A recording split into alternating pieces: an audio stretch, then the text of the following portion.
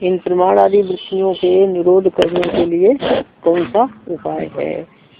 वृत्ति के निरोध का उपाय, क्योंकि वृत्ति का निरोध तो करना ही पड़ेगा। उपाय क्या है? तो सूत्रकार बताते हैं, अभ्यास वैराग्याभ्याम तन निरोध। अभ्यास और वैराग्य के द्वारा वृत्तियों का निरोध करना चाहिए, या अभ्यास और वैराग्य के द्वारा वृत्तियों का निरोध होता है। और ये पहले वैराग्य होता है, इसके बाद व्यक्ति क्या करता है? अभ्यास। यदि संसार से वैराग्य न हो तो व्यक्ति ऐसा अभ्यास नहीं कर सकता है। और वैराग्य होने के बाद जब अभ्यास करता है ना, तो अभ्यास से क्या है कि बहुत फिर संसार के प्रति राग नहीं होगा उसका, है ना। नहीं, वैराग्य तो समाप्त भी हो सकता है कुछ समय बाद, ऐसा तो अभ्यास जरूरी है।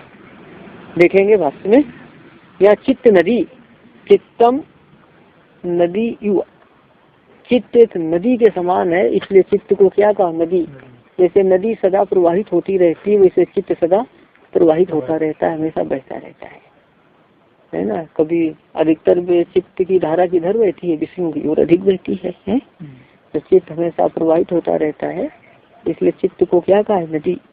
चित्त नदी, चित्तम जैसे नरसिंहा, ये समास क्या? नरह सिंहा युवा, नरह सिंहा, वैसे क्या? चित्तम नदी युवा। चित्त नदी नाम, इसका अर्थ है, चित्त नदी का अर्थ है उभयता वाहिनी, दोनों ओर बहने वाली नदी। दोनों ओर बहने वाली। दूसरी नदियां एक ही ओर बहती हैं, देखो गंगा ऊपर से इस दिशा में जा रही है ना, और तो सभी नदियां एक दिशा में बहती हैं, किंतु चित्त नाम की नदी दोनों ओर बहने वाली है। तो चित्त नदी नाम, इसका अर्थ है, इसे क्या कहेंगे? चित्त नदी का अर्थ है दोनों ओर बहने वाली नदी। ये लिखने की जो रीति है ना, तो उससे चित्त नदी नाम का अर्थ है, चित्त नदी का अर्थ है दोनों ओर बहने वाली नदी, अथवा चित्त नाम की नदी दोनों ओर बहने वाली है। जो दोनों ओर बहने वाली है तो दो दिशाएं कौन है? तो बताते हैं, वहति कल्याणाय, वहति कल्याणाय, कल्याण के लिए वह अंदर प्रवाहित होती है, या कल्याण के लिए कैवल्य की ओर प्रवाहित होती है। वहति कल्याणाय है ना, ऐसा अर्थ करना, कल्याण के लिए अंदर की ओर प्रवाहित होती है। कल्याण के लिए अंदर की ओर प्रवाहित होती है। अंदर जो सूक्ष्म विषय है ना, तो कल्याण के लिए अंदर की ओर प्रवाहित होती है। एक तो बाह्य विषयों में प्रवाहित होना है, दूसरा अंदर प्रवाहित होना है। अंदर ये दृश्यमान शरीर है ना, स्थूलभूत है, इससे पर जो है ना आपका क्या है? इंद्रियां हैं, और क्या है? इंद्रियों में सबसे सूक्ष्म क्या है? मन है, और अहंकार है, महत है, प्रकृति है, और ये पुरुष है। ये सब क्या है? उत्तरोत्तर सूक्ष्म विषय है ना अंदर की। तो वही है, कल्याण के लिए अंदर प्रवाहित होती है। कौन? चित्त नदी। और वह भी पापायचा, और पाप के लिए प्रवाहित होती है। पाप के लिए प्रवाहित होती है, तो पाप से लेना है यहाँ पर जन्म मरण रूप दुख। जन्म मरण रूप दुख के लिए बाहर विषयों में प्रवाहित होती है। क्या कहेंगे? पाप के लिए या जन्म मरण रूप दुख के लिए बाहर विषयों में प्रवाहित होती है। चित्त नदी बाहर विषयों में क्यों प्रवाहित होती है? पाप के लिए। पाप का मतलब है जन्म मरण रूप दुख। जन्म मरण रूप दुख के लिए बाहर विषयों में प्रवाहित होती है। जब चित्त नदी का प्रवाह बाहर विषयों की ओर हो तो क्या मिलेगा आपको? पाप मिलेगा, मतलब जन्म मरण रूप दुख मिलेगा। और अंदर की ओर प्रवाहित हो तो क्या मिलेगा? कैवल्य मिलेगा। पंक्ति लग जाएगी। चित्त नदी अंदर कल्याण के लिए प्रवाहित होती है, तथा बाह्य विषयों में जन्म मरण रूप दुख के लिए प्रवाहित होती है। क्या पापाय? वहति कर बहती है या प्रवाहित होती है। अब तो चित्त की जो है ना दो धाराएं हो गई ना, दो प्रवाह हो गए। तो दो प्रवाह हो गए, तो उसी को स्पष्टीकरण करते हैं। जो पंक्ति आई ना, वहति कल्याणाय वहति पापाय, इसी का स्पष्टीकरण आ रहा है। या तो कैवल प्राग भारा विवेक विषय निम्ना सा कल्याण वहा, जो कल्याण है वह था उसका व्याख्यान यहाँ पर यह है। तू या किंतु जो धारा, चित्त की दो धाराएं हो गई ना चित्त नदी की, किंतु जो धारा विवेक विषय निम्ना, कि विवेक ही विषय है। विषय क्या है? हाँ, विवेक विषय रूप, विवेक विषय निम्ना का अर्थ है विवेक विषय रूप निम्न मार्ग से प्रवाहित होने वाली, या विवेक विषय रूप निम्न मार्ग वाली। ध्यान देंगे, जब नदी का प्रवाह जाता है ना तो थोड़ा सा निम्न मार्ग होने से जाता है ना। आपको प्रवाह ले जाना है, थोड़ा सा निम्न मार्ग करना पड़ेगा, नीचा करना पड़ता है ना वहाँ, इसलिए निम्न शब्द है कि विवेक विषय रूप निम्न मार्ग वाली। या विषय क्या, विवेक या विवेक रूप निम्न मार्ग वाली, कि विवेक विषय रूप निम्न मार्ग वाली कैवल्योन्मुखी धारा। कैवल्य प्राग भारा करता है कैवल्योन्मुखी, कैवल्य की ओर जाने वाली धारा।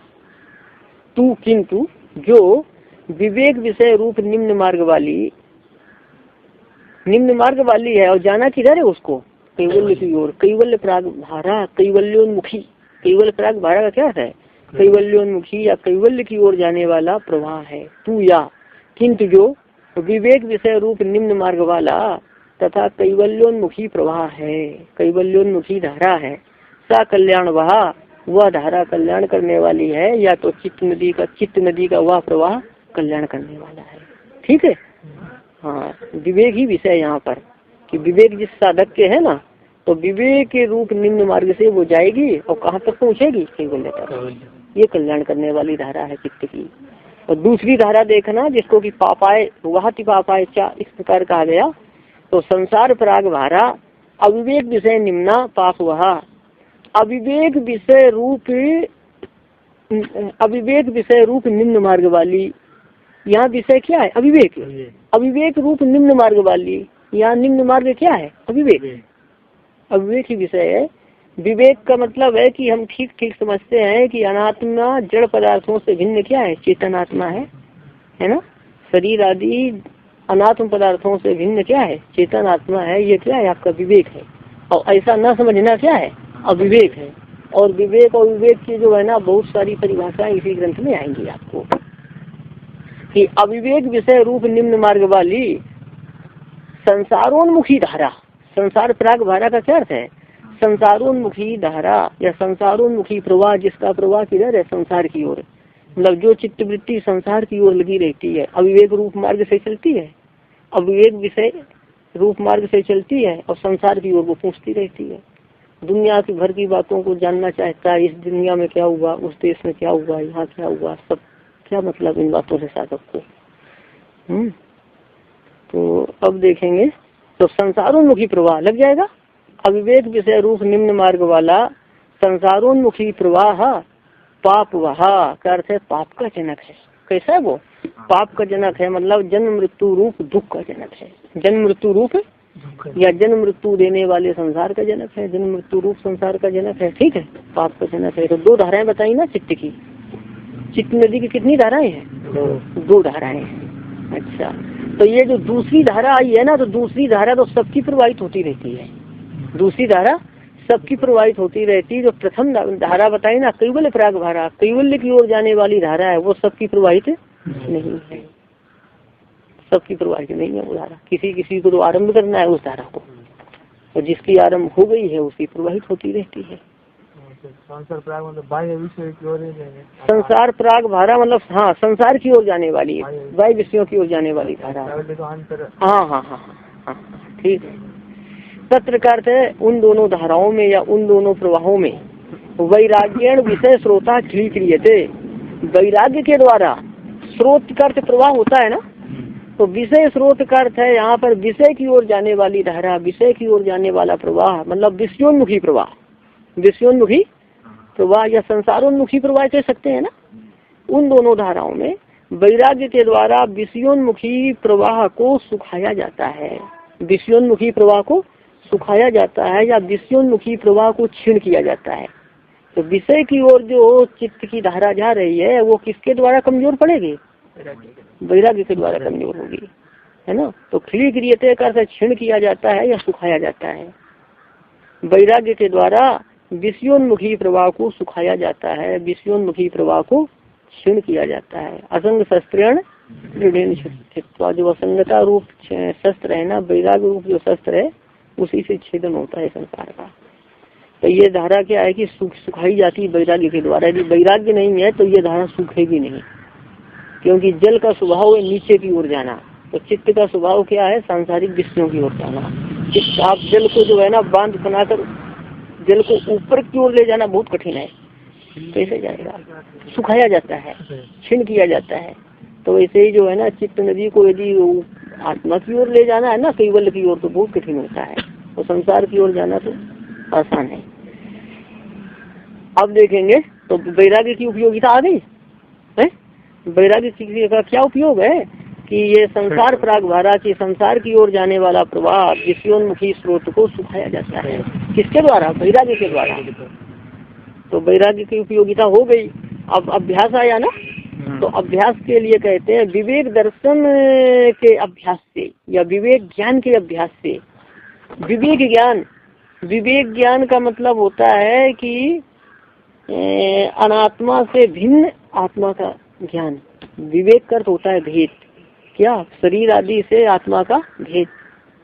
तो विवेक ज्ञान के अभ्यास से, विवेक ख्याति शब्द आया है ना पहले, और इसीलिए सत्य पुरुषान्यता ख्याति भी शब्द इसमें आता है कि यहाँ पर बुद्धि से भिन्न पुरुष का ज्ञान, बुद्धि से भिन्न पुरुष का, क्यों अनादि काल से जो है ना कि शरीर और आत्मा को एक ही समझते आ रहे हैं, तो भिन्न बुद्धि से भिन्न पुरुष का ज्ञान कि विवेक ज्ञान के अभ्यास के द्वारा विवेक स्रोत का अर्थ है विवेक धारा का अर्थ है कि विवेकोन्मुखी प्रवाह, जिसको आया था ना पहले, क्या था? कैवल्य प्राग भारा था ना, कैवल्योन्मुखी प्रवाह।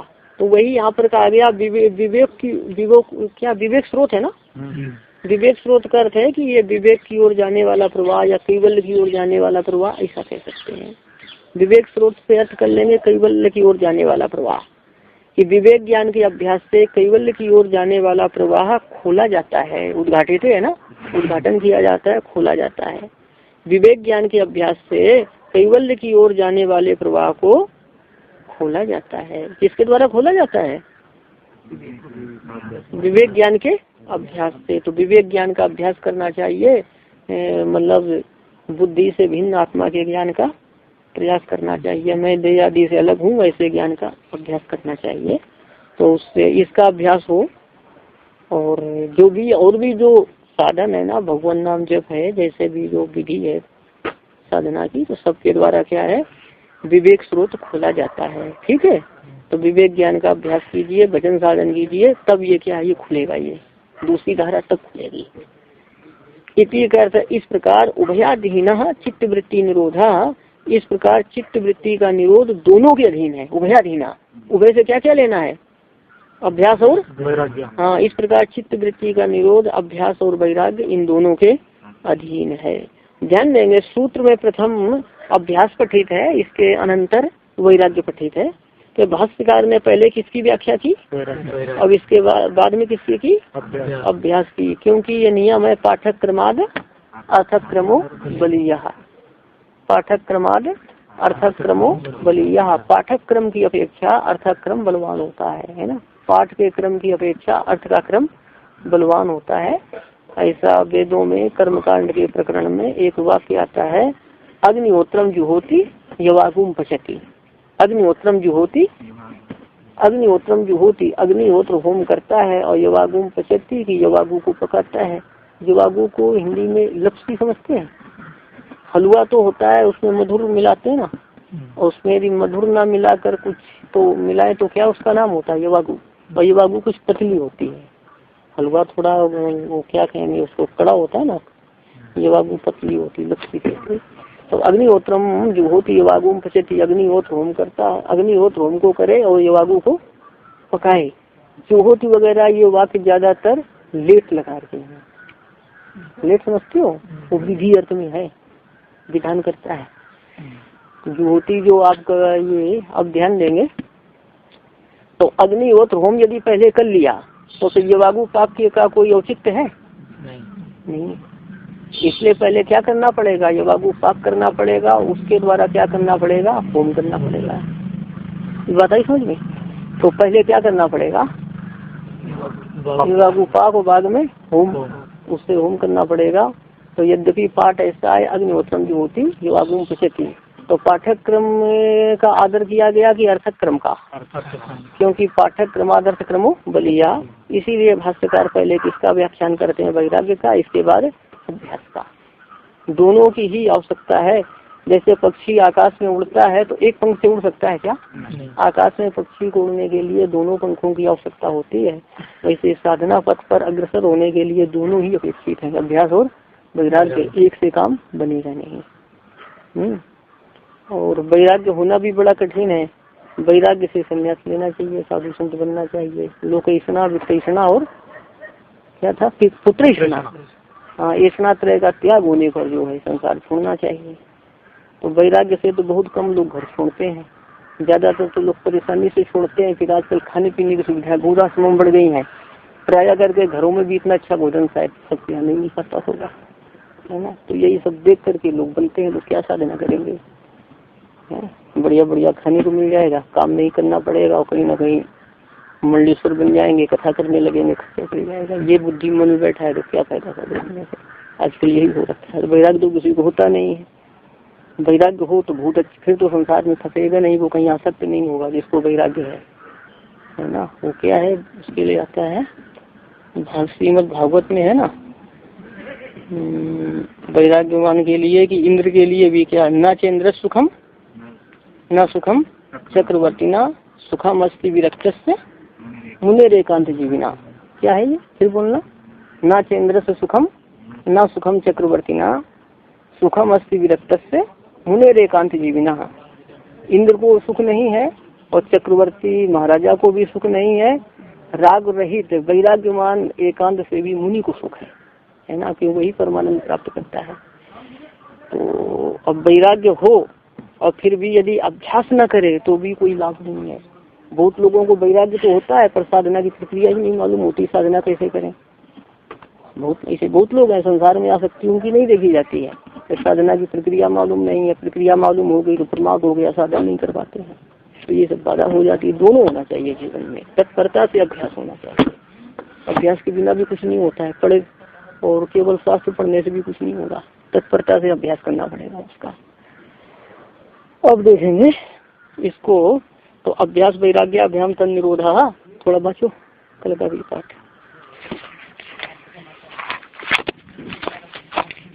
अनुभूति विषय क्या है कि वैराग्य से जिसमें धीरे धीरे सूखता रहेगा, अभ्यास के द्वारा वो खुलेगा और वो खुलने के बाद में तीव्र हो जाएगा प्रभाव, ऐसा। तो अभी यहाँ अभ्यास वैराग्याभ्याम तन निरोधा आया ना, तो अभ्यास किसे कहते हैं? अब आगे अभ्यास आ गया। अभ्यास किसे कहते हैं देखना, तत्र तत्र स्थितौ यत्नोभ्यासः, तत्र स्थितौ यत्नः अभ्यासः। तत्र का अर्थ है उन दोनों में, अभ्यास और वैराग्य के मध्य में। पहले किसको बता रहे हैं? अभ्यास। तत्र का अर्थ है अभ्यास वैराग्य और मध्य, अभ्यास और वैराग्य के मध्य में पहले अभ्यास को बताते हैं। इस स्थितौ यत्नः, इस स्थिति के लिए प्रयत्न करने का नाम अभ्यास है।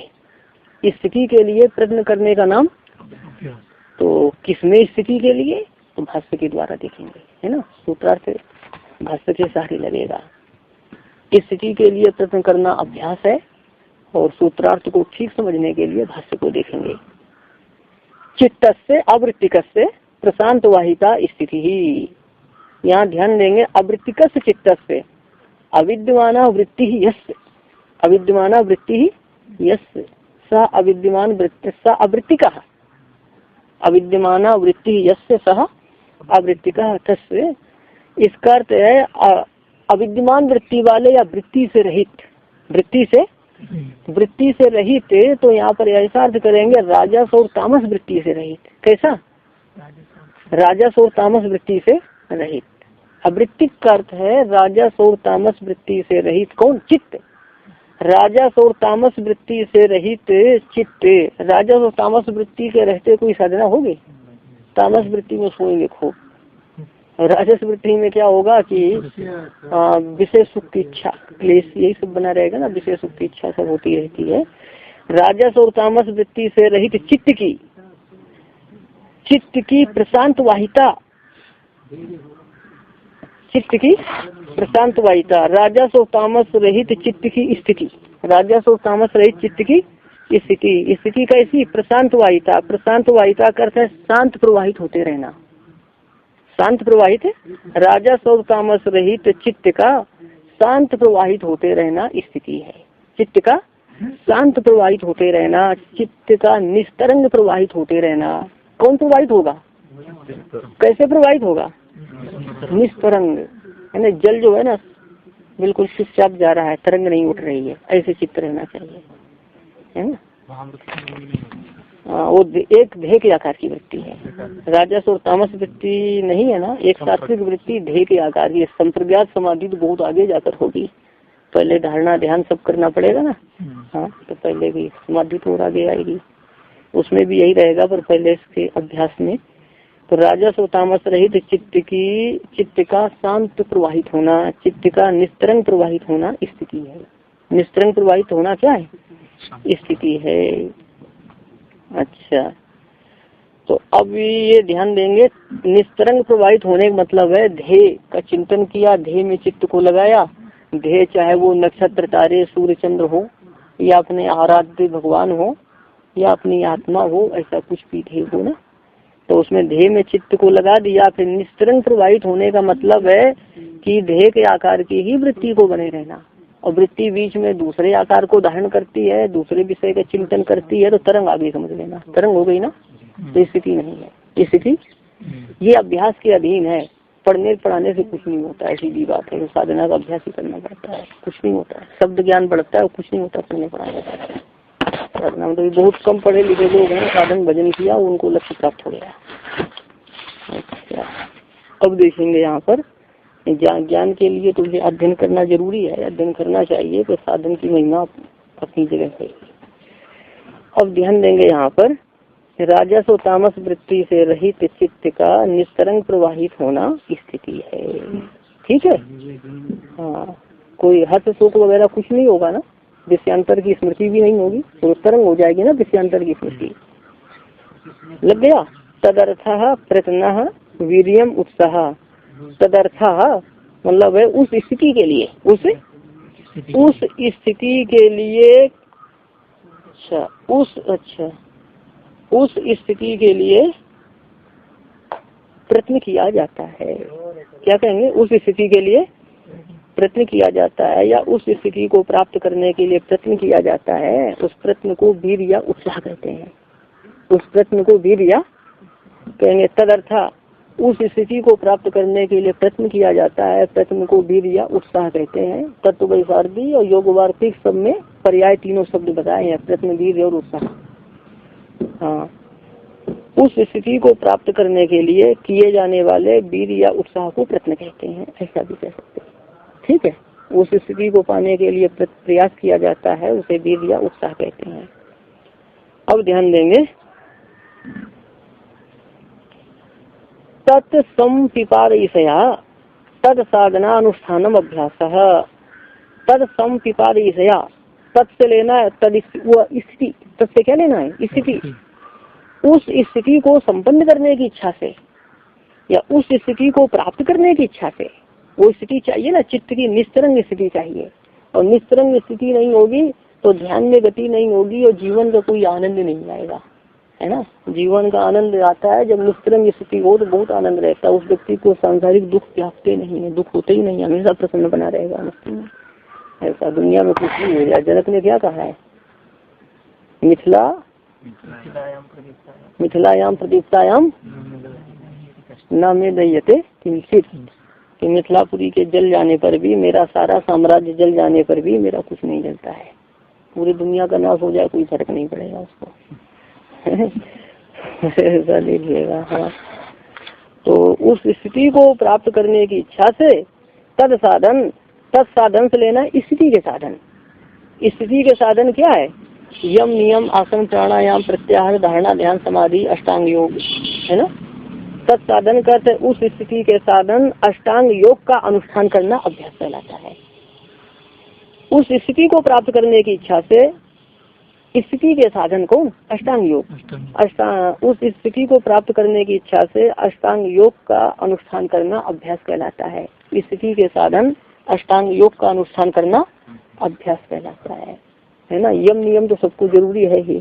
यम नियम यदि हो जाए ना, तब तो फिर काम बनी जाएगा। तो यम नियम का ही पालन नहीं हो पाता है। वैराग्य तो इसमें अंतर्भूत हो जाएगा। नहीं वैराग्य अब हार आदि जैसा रहता है। नहीं अब वैराग्य जो है ना क्या है, वैराग्य अभी आगे आएगा तब आप बात करना, वैराग्य का लक्षण आगे आएगा है ना, अभी तो अभ्यास चल रहा है ना। अब यहाँ वैराग्य एक अलग है, वैराग्य है मतलब क्या है कि चित्त की संसार से उपेक्षा बुद्धि है ना, चित्त की संसार से उपेक्षा बुद्धि, जब वैराग्य आए तब आप वैराग्य की बात करना है ना। अभी तो अभ्यास है ना, वो तो उपेक्षा बुद्धि रूप है, ये क्या ऐसा अभ्यास तो क्रियात्मक है, करना है ऐसा, अब वो उपेक्षा बुद्धि रूप वैराग्य है, आगे आएगा। तो देखो इस सूत्रार्थ लगाइए, तत्र से क्या अर्थ है, अभ्यास और वैराग्य के मध्य में, उन दोनों में स्थिति के लिए यत्न करना अभ्यास कहलाता है। स्थिति के लिए मतलब राजस और तामस वृत्ति से रहित चित्त की निस्तरंग स्थिति के लिए, स्थितों को क्या अर्थ है, राजस और तामस वृत्ति रहित चित्त की निस्तरंग स्थिति के लिए, चित्त की एकाग्र स्थिति के लिए किया जाने वाला प्रयत्न अभ्यास कहलाता है। स्थितों को क्या अर्थ है, राजस और तामस वृत्ति रहित चित्त की निस्तरंग स्थिति के लिए किया जाने वाला प्रयत्न अभ्यास कहलाता है। तो किया जाने वाला प्रयत्न क्या है, योग के अंगों का अनुष्ठान करना है ना। तो चित्त की निस्तरंग स्थिति को प्राप्त करने के लिए योग के साधनों का अनुष्ठान अभ्यास कहलाता है। लगा लेंगे, चलो तो ये आपका अभ्यास हो गया। बाकी उसको अब आएगा वैराग्य, आगे आएगा चित्तस्य अवृत्तिकस्य प्रशांतवाहिता स्थितिः तदर्थः प्रयत्नः वीर्यम् उत्साहः तत्संपिपादयिषया तत्साधनानुष्ठानम् अभ्यासः। अभ्यास हो गया ना, अभी अभ्यास का ही प्रसंग चल रहा है। अभ्यास कब तक करना चाहिए, कितने समय करना चाहिए और कैसे करना चाहिए, तो ऐसा अभ्यास का रहा है। और अभ्यास का निरूपण के बाद 15वें सूत्र में फिर वैराग्य को बताया जाएगा है। अभी है देखो, सा तू दीर्घ काल निरंतर सत्कारा से भी तो दृढ़ भूमि ही,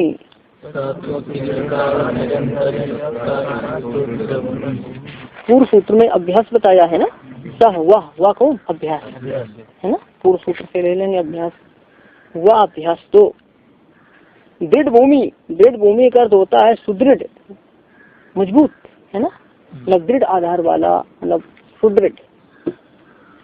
वह अभ्यास सुदृढ़ होता है मतलब मजबूत होता है। तो कैसा अभ्यास, दीर्घ काल निरंतर सत्कारा सेवितो, आसेविता है ना, आंग समन्तात सेविता, मतलब ठीक से किया गया, आसेवित है ना, किया गया, सेवन किया गया। कैसे, दीर्घ काल आसेविता करना तीनों के साथ, दीर्घ काल आसेविता, निरंतर्या सेविता और सत्कारा सेविता। आसेविता पद है आ, कि दीर्घ काल तक किया गया। दीर्घ काल तक लोग बोलते हैं 2-4 साल अभी कर ले अनुष्ठान, इसका मतलब कुछ लक्ष्य उनका कोई और दूसरा है, तभी तो अवधि हो रही है ना, कुछ और करना है उनको, सरपंच दूसरा करना है। तो इसे दीर्घ काल कहा गया, इसलिए है ना, दीर्घ काल कहा गया। और दीर्घ काल भजन करते कितने साल हुआ, बोले 40 साल हो गया। कितनी देर करते, बोले आधा घंटा 1 घंटा करते। तो ये नहीं, निरंतर करते रहो, और क्या करना है मनुष्यों को, है ना, दीर्घ काल तक करो और निरंतर। हाँ 2-4 वो उसमें क्या है कि थोड़ा भजन कर लिया 2-4 घंटे क्या है, भक्तों से बातचीत कर ली, तो साधना तो सब चौपट हो गई, उसी में बहिर्मुखता आ गई। तो ऐसा उसका साधक का होना चाहिए, साधना से अतिरिक्त